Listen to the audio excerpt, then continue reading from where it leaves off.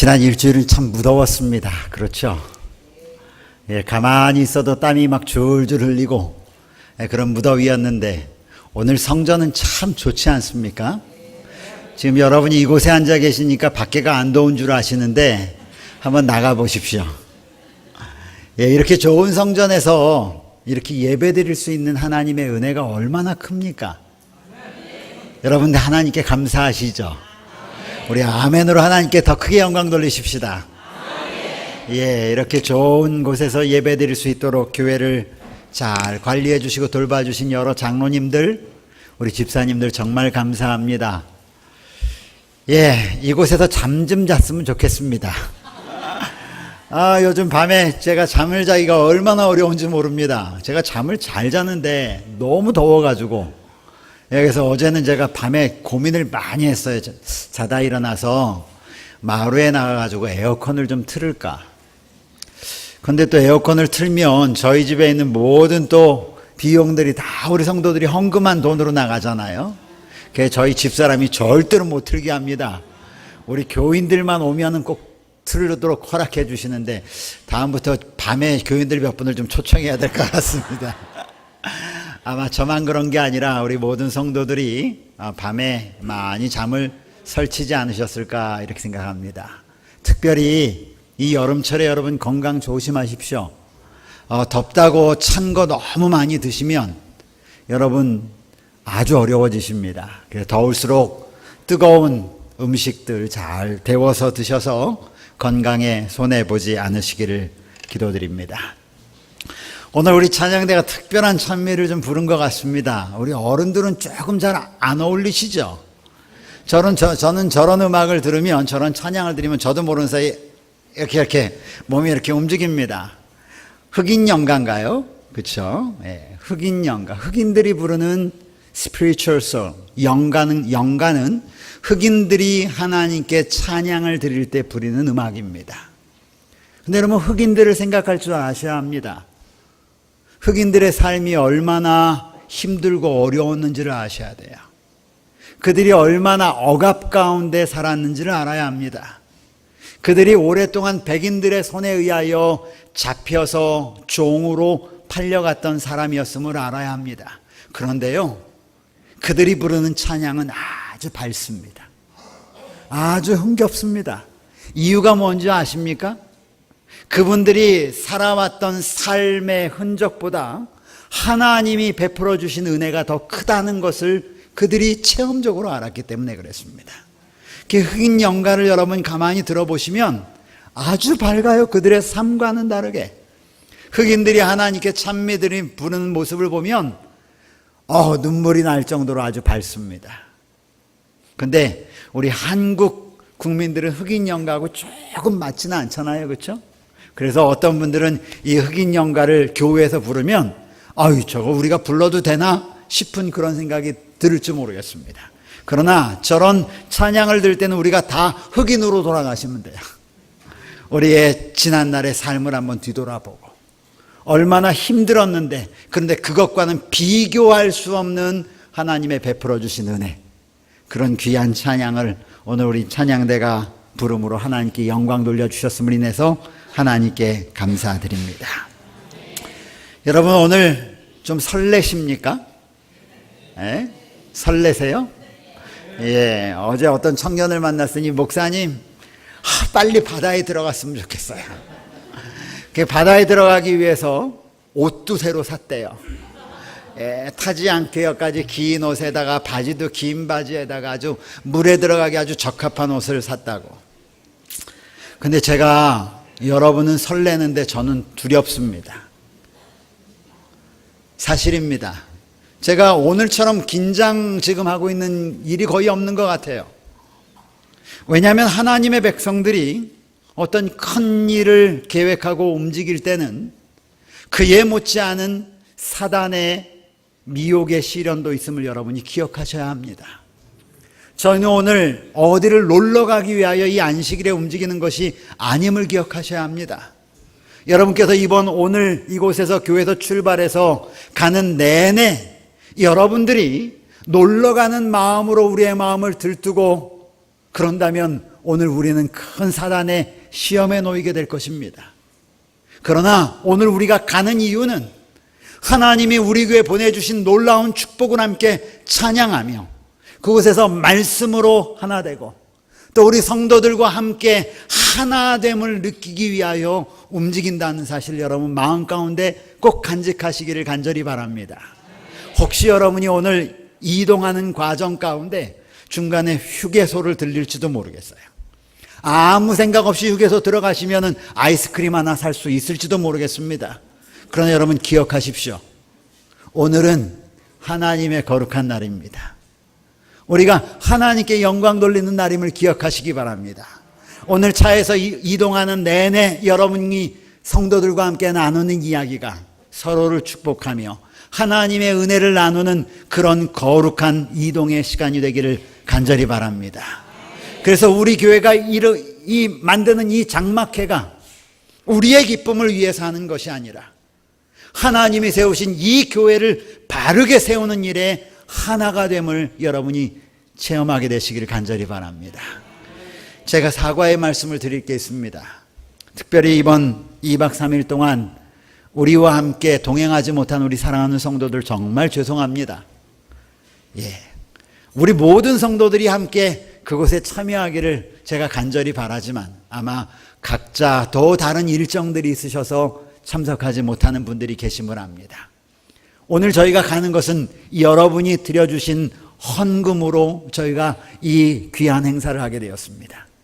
그런데 여러분께서 그 일에 헌신해 주시고 도와주셔서 저희는 가는 분들은 귀한 혜택을 받는데 동참하지 못하시는 분들에게 다시 한번 죄송하다는 말씀드리고, 하지만 여러분께서 가는 우리 모든 성도들을 위해서, 그곳에 참여하는 우리 가족들을 위해서 끊임없이 기도해 주시기를 간절히 바랍니다.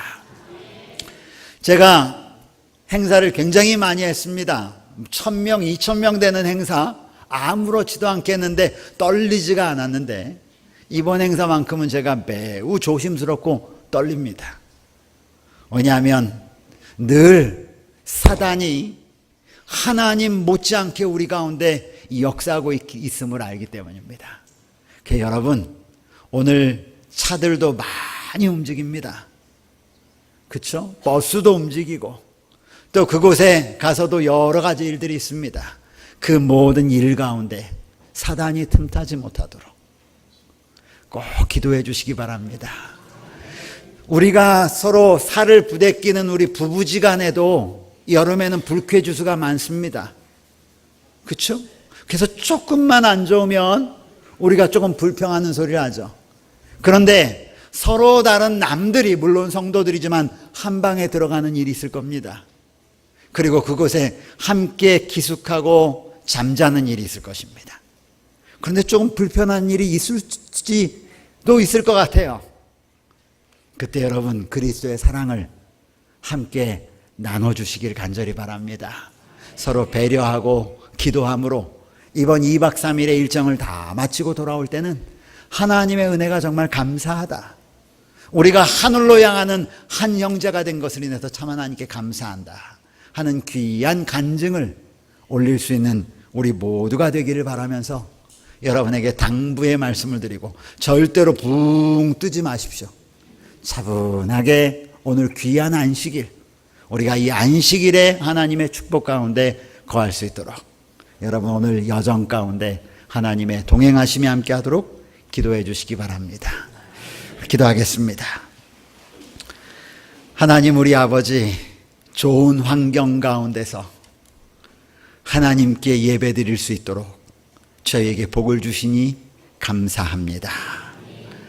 밖에 날씨가 이렇게 무더운데 주의 성전에서 이렇게 편안하게 있는 것처럼 밖에가 아무리 사단의 미혹이 크다 할지라도 저희가 주의 날개 안에 거함으로 말미암아 평안을 누리는 그런 삶이 되도록 인도하여 주시옵소서. 이 시간 말씀을 열겠습니다. 아버지, 우리의 심령을 하나님의 말씀으로 향할 수 있도록 우리 자신을 드리기를 원하오니 받아주시옵시고 우리에게 말씀하여 주시기를 예수님의 이름으로 기도드리옵나이다. 아멘.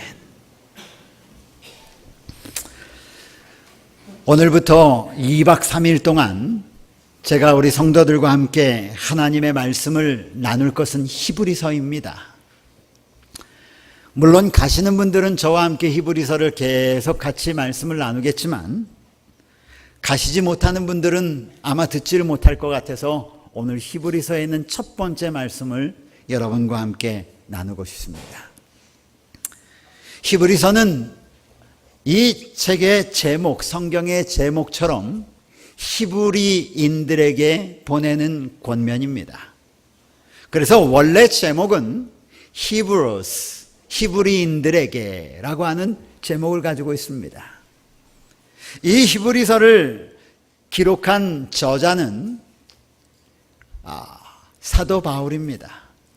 그런데 사도 바울이라는 사람이 히브리서를 쓴 것에 대하여는 세상에 있는 신학자들 간에 굉장히 많은 논쟁이 있었습니다. 그 논쟁이 있었던 이유는 다른 사도 바울이 쓴 다른 편지서와는 편지의 내용이 완전히 다르기 때문입니다. 사도 바울이 쓴 다른 편지서의 내용들을 가만히 읽어보면 우리 주 예수 그리스도의 은혜와 평강이 누구누구에게 있기를 기원하노라. 나는 하나님의 종으로 부름받은 누구누구로서 시작해서 어디에 있는 자들에게 문안하노라 하는 말로 시작을 합니다. 그런데 히브리서는 그런 사도 바울의 형식을 완전히 배제한 편지서가 히브리서입니다. 그래서 많은 신학자들은 이 히브리서는 사도 바울이 쓰지 않았다라고 이야기하지만 많은 역사가들에 의하여 이 히브리서는 사도 바울에 의하여 히브리인들에게, 특별히 어떤 히브리인들인가, 옛날 이스라엘 백성들 가운데 여호와 유일신 하나님을 믿던 히브리인들이 이스라엘 백성들이 예수 그리스도를 구세주로 받아들이고 히브리인들 가운데 그리스도인이 된 사람들, 그러니까 히브리 그리스도인들이죠. 그 사람들에게 보낸 편지가 히브리서입니다. 히브리서를 보낸 시기는 AD 1년, 약 1세기, 약 100년경에 쓰여진 편지라고 말합니다. 그런데 왜 이 편지를 쓰게 되었을까요? 여러분 한번 생각해 보십시오.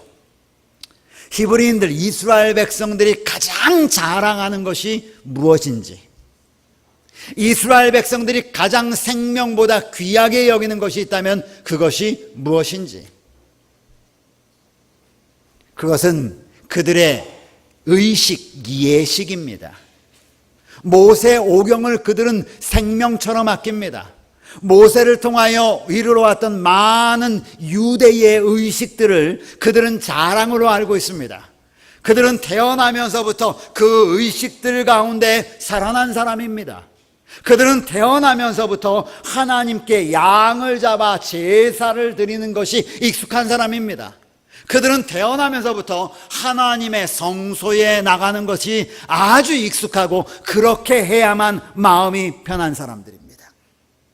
누구와 같은 사람들이냐면 제7일 안식일 예수재림교인 같은 사람들입니다. 태어나면서부터 안식일을 지켜왔습니다. 태어나면서부터 음식 개혁을 했습니다. 태어나면서부터 이런 음악만 들었습니다. 태어나면서부터 옷은 이렇게만 입었습니다. 저희 집에 제 양복장을 딱 열어보면 옷 색깔이 다 똑같습니다. 시꺼머둥둥합니다. 저희 집사람 옷장을 쫙 열어보면 다 시꺼머둥둥합니다. 왜? 그렇게 입어야 한다고 배웠습니다. 옛날 선배 목사님들에게 저는 어떻게 배웠냐면, 목사는 삼복 더위에도 와이셔츠를 입고 넥타이를 매고, 그리고 집에서 잠을 잘 때도 넥타이를 매고 자라고 그렇게 가르침을 받았습니다. 왜? 그게 목사라고 우리 선배 목사님들이 그렇게 알려주셨습니다. 낮에 집에서 쉴 때 절대로 편한 옷 입지 말아라. 적어도 기지바지에다가 와이셔츠에다가 넥타이를 매고 잠을 자도록 그렇게 잠을 자라. 왜? 언제 성도들이 찾아올지 모르니까. 일리 있는 말씀이시죠. 우리 제7의 안식일 예수재림 교인들은 안식일이 어떻게 지키느냐보다도 우리가 안식일에 어떤 정신을 가지고 주님과 교제하느냐보다도 더 많이 태어나면서부터 안식일을 지켜온 사람은 안식일에 교회에 오지 않으면 뭔가 깨림칙하고 편치 않습니다. 유대인들이 그러했습니다. 이 유대인들이, 히브리인들이 모세의 율법에 완전히 쩔어서 율법이 상징하는 것이 무엇인지도 알지 못하고 그냥 반복적으로 그들은 제사를 드렸고 반복적으로 성소에 나갔으며 반복적으로 금식했고 반복적으로 결례행식을 행했고 반복적으로 예식 가운데 거한 것입니다. 그런데 그들이 그리스도인이 되었습니다. 여지껏 그들이 알고 있던 생활 패턴과는 완전히 다른 패턴의 삶을 살기 시작하는 것입니다. 여지껏 그들의 마음을 편안하게 했던 양을 가지고 데려가서 성전에 가서 성소에 가서 제사를 드려야만 자기의 죄가 용서받았다라고 하는 느낌이 받았는데 이제는 양 드릴 필요가 없다는 것입니다. 왜? 예수님이 십자가에 달리셔서 어린 양으로 돌아가셨으니 더 이상 양 잡아드리는 것이 필요 없다라고 말하는 것입니다. 하지 않습니다. 어색했지만 하지 않아도 된다니까 하지 않았습니다.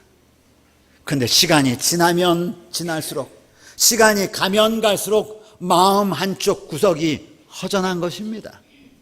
내가 양 잡아 제사 드려야 되는데 이거 하지 않으니까 마음 한구석에 예수 그리스도가 자리 잡지 않으니까 여지껏 행했던 그것들이 무엇인가 아쉬움을 남기기 시작하는 것입니다. 그래서 1세기의 히브리인들이 예수 그리스도를 믿고 난 다음에 십자가를 의지했던 사람들이 조금씩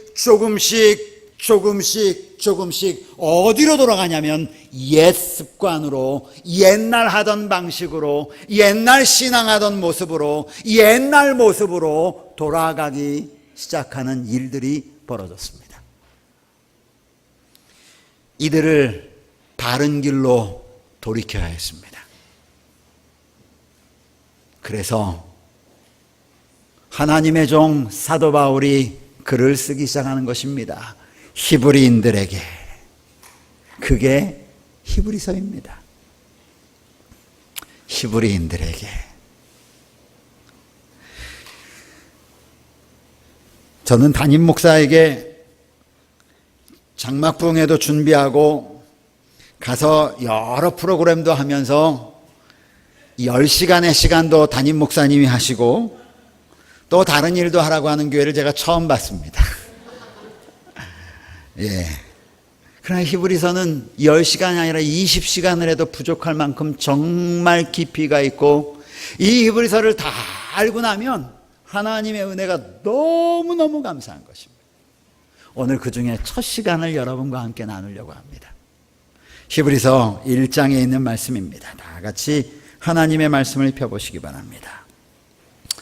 히브리서 1장 1절로부터 3절에 있는 말씀을 오늘 여러분과 첫 시간에 나누겠습니다. 옛적의 선지자들을 통하여 여러 부분과 여러 모양으로 우리 조상들에게 말씀하신 하나님이 이 모든 날 마지막에는 아들을 통하여 우리에게 말씀하셨으니 이 아들을 만유의 상속자로 세우시고 또 그로 말미암아 모든 세계를 지으셨느니라. 이는 하나님의 영광의 광채시요 그 본체의 형상이시라. 그의 능력의 말씀으로 만물을 붙드시며 죄를 정결하게 하는 일을 하시고 높은 곳에 계신 지극히 크신 이의 우편에 앉으셨느니라.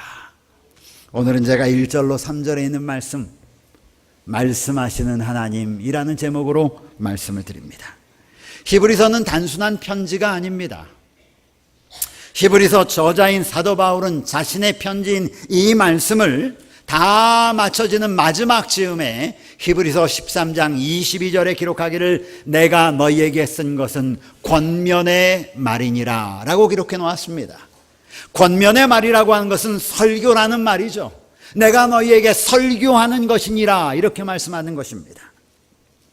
아까 말씀드린 것처럼 이것은 AD 1세기에 유대 그리스도인들에게, 유대인 중에 그리스도인이 된 자들에게 이 말씀을 전하는 것입니다.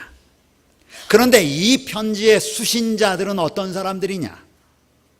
과거 그들이 여지껏 행했던 과거 유대교의 전통과는 이별하고 지금은 하나님의 백성이 되어 더 좋은 본향, 더 나은 곳, 히브리서 11장 16절에 있는 말씀을 보면 그들이 이제는 더 나은 본향을 사모하니 곧 하늘에 있는 것이다.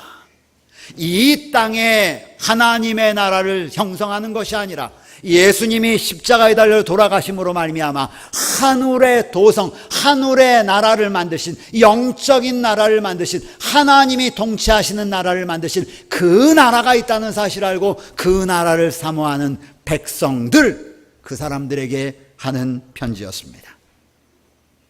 그러므로 오늘 이 히브리서는 그 당시의 하늘을 향하여 나가는 사람이 아닌 바로 오늘 2016년 7월 달에 교문익교에 앉아있는 여러분과 저에게, 만약 여러분과 제가 하늘을 향하여 더 나은 본향을 향하여 나가는 백성이라고 자부한다면 오늘 우리에게도 하시는 말씀인 것입니다. 히브리서를 읽다 보면 굉장히 자주 나오는 단어가 나와 있습니다. 하나 있습니다. 제가 너무너무 좋아하는 단어입니다. 그 단어는 더 좋은 것이란 단어가 히브리서 읽다 보면 계속 반복적으로 나옵니다. 더 좋은 제사, 더 좋은 제물, 더 좋은 구속, 더 좋은 구원, 더 좋은 아들, 더 좋은 무엇인가, 더 좋은 것, 더 좋은 것, 더 좋은 것. 영어는 better, better, better than before, better, better. 계속 더 나은 것에서 대해서 이야기합니다. 오늘 1절부터 3절 가운데 있는 말씀을 여러분이 가만히 보면 더 좋은이라고 하는 단어는 나와 있지 않지만 더 좋은 것을 제공하셔서 말씀하시는 하나님의 모습을 여러분이 찾을 수 있습니다. 히브리서의 이슈라고 하는 책 11쪽에는 이렇게 말씀하셨습니다. 히브리서는 하늘 성소 및 우리의 대제사장이신 그리스도께서 수행하시는 하늘 봉사를 구체적으로 입증하는 데 매우 중요하다. 히브리서는 구약의 표상과 신약의 상징들이 가리키는 것을 구체화시킨다. 저는 히브리서를 묵상할 때마다 박수를 칩니다. 야, 그래 정말 어떻게 이 말씀을 우리에게 주셨을까? 왜냐하면 히브리서는 제7일 안식일 예수 재림 교인들에게 주신 말씀입니다. 왜 아멘 하셔요? 의미를 알고 아멘 하십니까? 그럼 목사님, 다른 책은 제7일 안식일 예수 재림 교인들에게 주신 말씀이 아닌가요? 여러분, 우리 한국에 수많은 교회들이 있습니다. 장로교회도 있고요, 감리교회도 있고, 성결교회도 있고, 순복음교회도 있고, 굉장히 많은 교회들이 있습니다. 그 교회가 다 예수 그리스도의 십자가의 보혈을 의지하는 백성들입니다.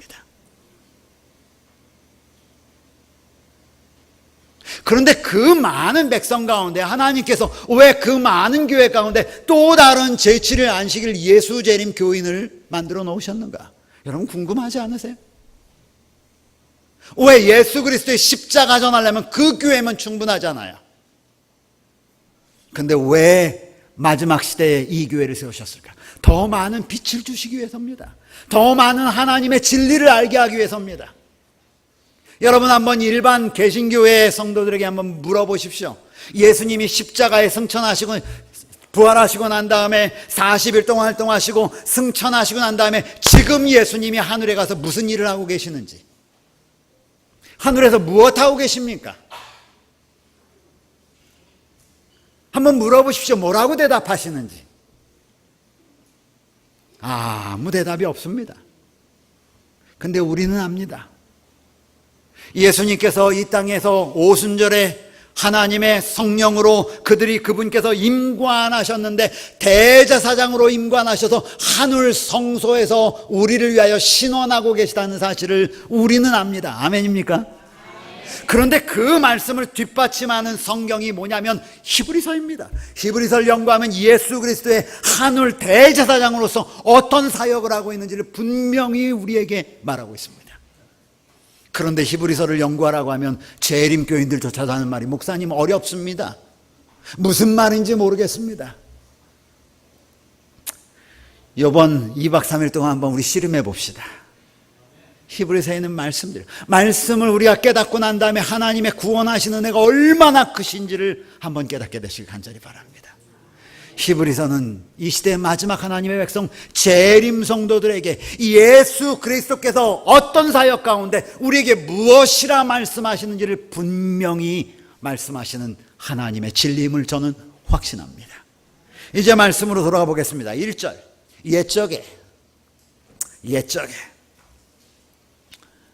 옛적에라는 말은 언제일까? 이 말은 분명히 이 글을 쓴 사람이 누구예요?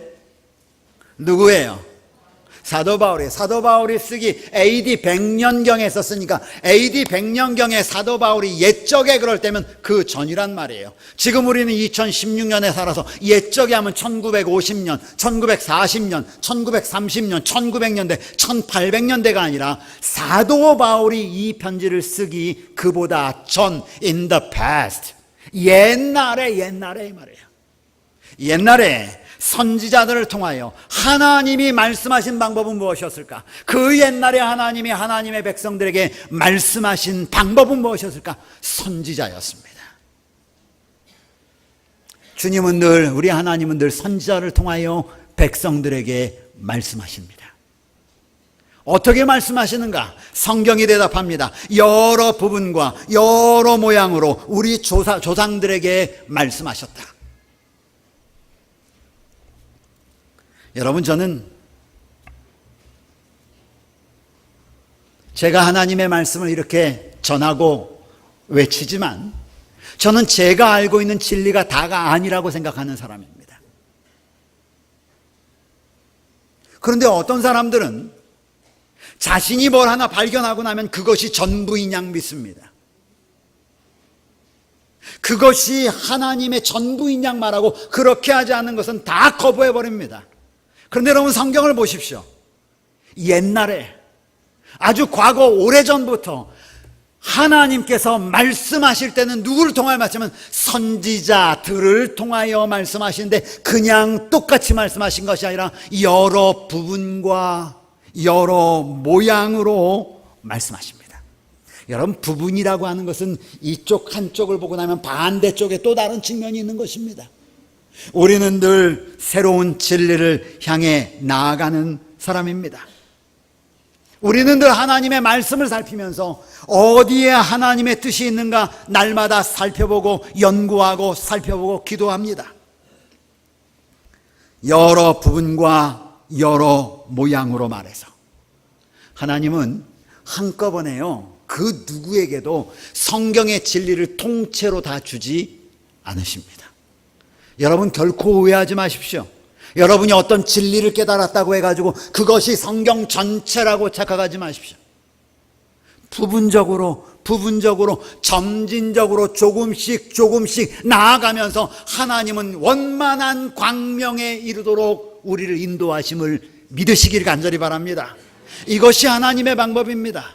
그래서 여러분, 사도행전 17장 11절에는 한 특별한 백성들에 대하여 사도 바울이 칭찬하는 이야기가 나옵니다. 누구냐면 베레아 사람들이에요. 사도행전 17장 11절에 베레아에 있는 사람들은 데살로니가에 있는 사람들보다 더 너그러워서, 옛날 성경에는 신사적이어서 이렇게 되는데 요즘 성경은 너그러워서 그렇습니다. 데살로니가에 있는 사람들 얼마나 속상했을까, 이 말씀 들으면. 근데 데살로니가에서 무슨 일이 있었는가? 사도 바울이 쫓겨났어요. 쫓겨나고 핍박을 당해서 도망간 곳이 어디예요? 베레아예요. 베레아 사람들은 더 마음이 너그러워서 어떻게 했다는 말인가? 그 다음 성경을 써보면 간절한 마음으로 말씀을 말씀을 뭐예요? 받고, 옛날엔 상고하고 그랬어요. 받고 이것이 그러한가 하여 날마다 성경을 상고했다. 이게 너그러운 마음이에요. 너그러운 마음이 뭐라고요? 말씀을 받고 난 다음에 이것이 그러한가 하여 말씀을 계속 살펴보는 것입니다. 그런데 하나님께서 이전에 말씀하실 때는 여러 선지자들을 통하여 여러 부분 그래서 여러분 하나님께서 사용하신 선지자는 다니엘, 이사야, 미가, 요나 이런 모든 사람들을 부분 퍼즐을 맞추듯이 말이에요. 큰 퍼즐, 혼란스럽게 했던 퍼즐들을 말이에요. 하나씩 매 시대마다 여러 부분과 모양으로 맞춰가기 시작합니다. 맞추다 보면 어느 순간 5,000개의 피스가 하나로 딱 만들어내면 이전에 보이지 않던 뭐가 보이는 거예요? 큰 그림이 보여지는 것입니다. 이게 주님의 방법인 것입니다. 이것이 주님께서 사용하신 방법이에요. 사도 바울이 이야기하는 것이나 히브리인들아 잘 들어라. 옛날에 너희들 들었던 것, 선지자들을 통하여 이것, 이런 모양, 이런 부분, 이렇게 말씀하셨지. 그거 너희 전부인 줄 알지. 그리고 그것이 익숙해지니까 글로 돌아가고 싶지. 이렇게 말씀하는 것이 1절의 내용이에요. 그런데 그렇게 말씀하신 분이 누구라고요? 맨 마지막에 성경절에 뭐라고 그랬어요? 여러분 성경절 보고 하세요. 제 눈 봐봤자 답이 없어요. 옛적의 선지자들을 통하여 여러 부분과 모양으로 우리 조상들에게 말씀하신 분이 누구라고요? 하나님이 말씀하시는 것입니다. 시대가 지나더라도 하나님이 말씀하시는 거예요. 때로는 하나님이 우리 형제를 통하여도 말씀하십니다. 때로는 하나님이 우리 자녀를 통해서도 말씀하십니다. 때로는 하나님이 목사님을 통해서도 말씀하십니다. 때로는 하나님이 장로와 집사들을 통하여도 말씀하십니다. 그런데 여러 부분과 여러 모양으로 하나님의 뜻을 전달하는 것입니다. 그것이 너희가 살아온 삶 아니냐?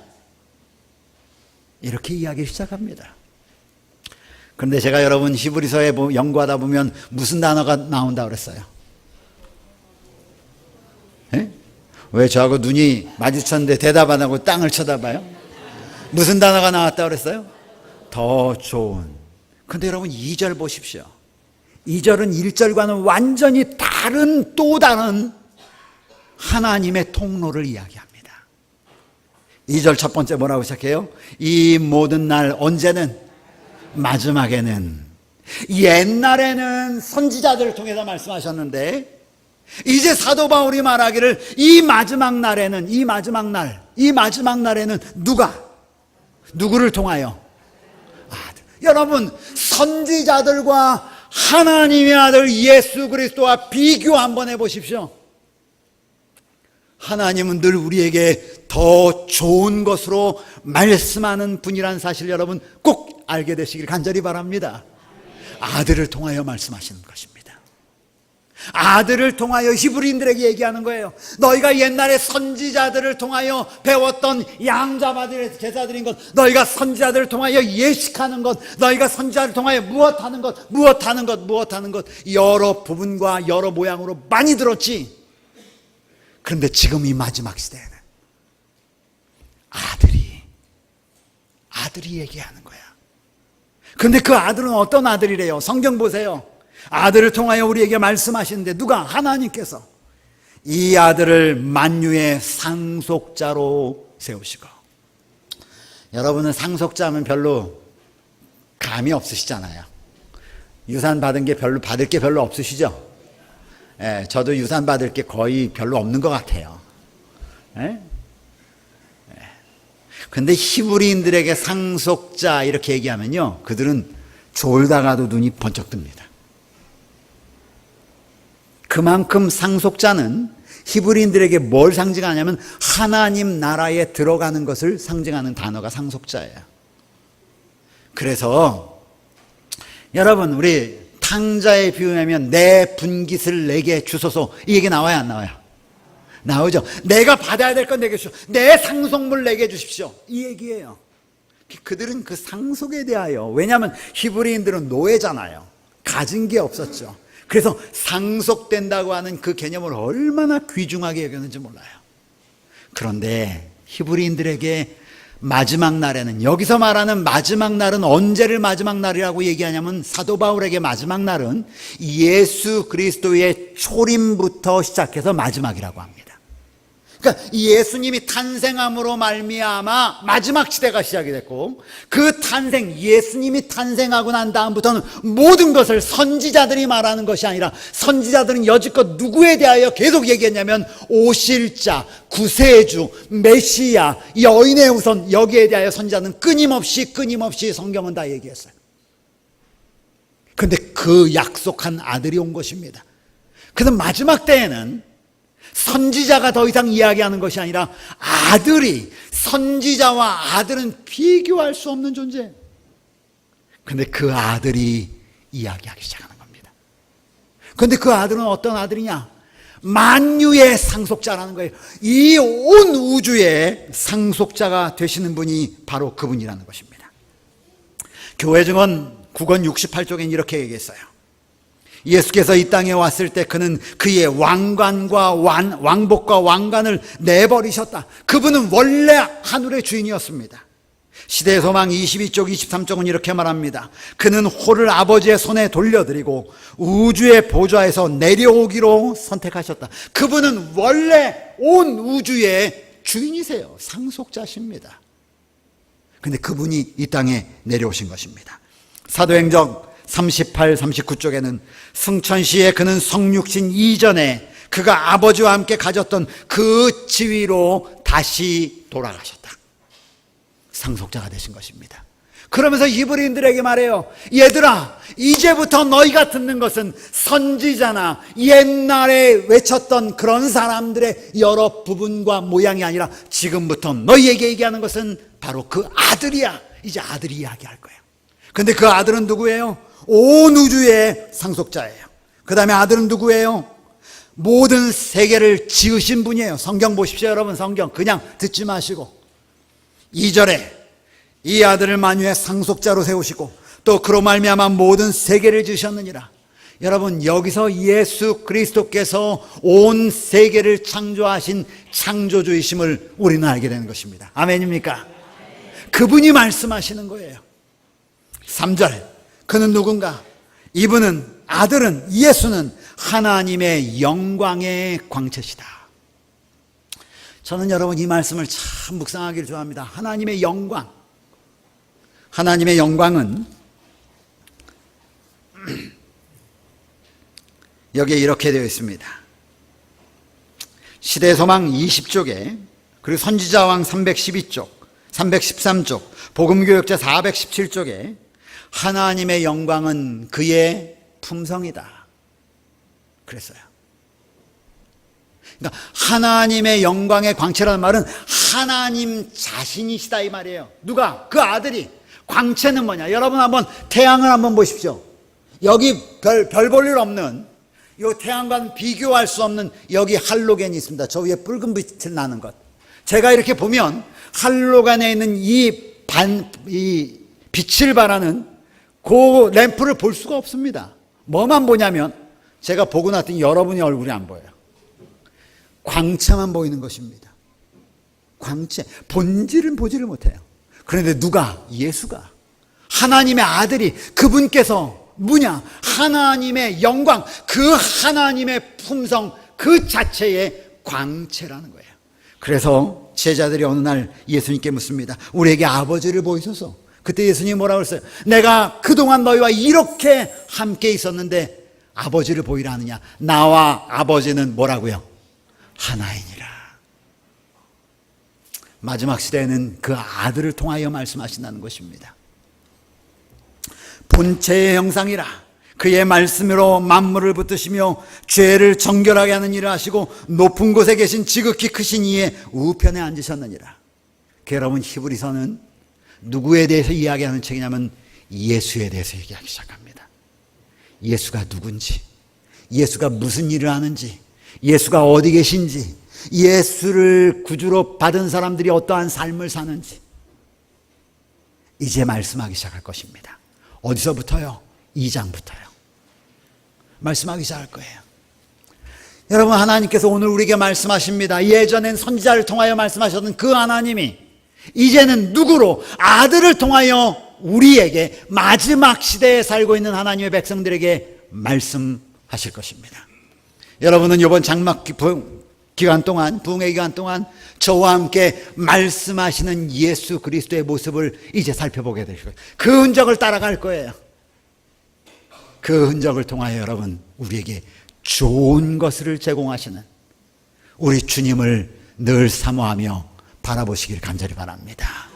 주의 은혜가 이번 2박 3일 동안 우리 성도들과 함께 할 뿐 아니라 함께 가지 못하는 성도들에게도 동일한 은혜가 함께 하시고, 특별히 여러분들은 집에서 아침 저녁으로 그곳에 가 있는 우리 성도들의 안전과 사단이 틈타지 못하도록 기도해 주시길 간절히 바라면서 말씀을 마치겠습니다.